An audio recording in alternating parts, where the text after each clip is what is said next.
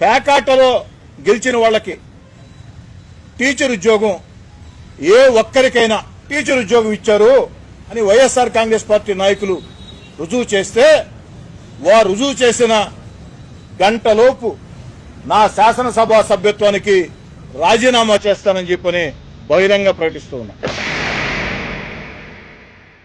DSC నోటిఫికేషన్తో పాటు 2 జీవోలు తీసుకొని రావడం కూడా జరిగింది స్పోర్ట్స్ కోటాకి సంబంధించి.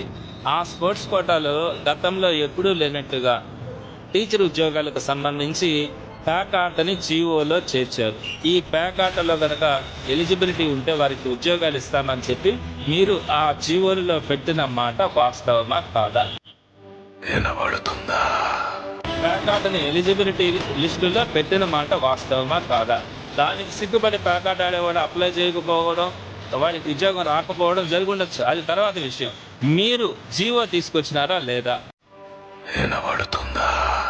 ఆ పేకాటకు సంబంధించి ఆ ఎలిజిబిలిటీ లిస్టులో మీరు పెట్టారా లేదా అన్నది మీరు మాట్లాడాలి. ఆ విధంగా జీవోని తీసుకురావడం తప్ప కాదా అది చెప్పండి.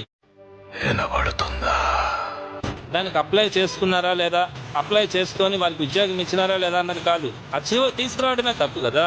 పేకాటని మీరు జీవోలో పెట్టి దానికి డిఎస్సి లేకున్నా కూడా పేకాట ఆడితే చాలు ఉద్యోగం ఇవ్వచ్చు అనే జీవో మీరు తీసుకొచ్చారా లేదా? ఈ విషయం మీరు స్పష్టం చేయాలి.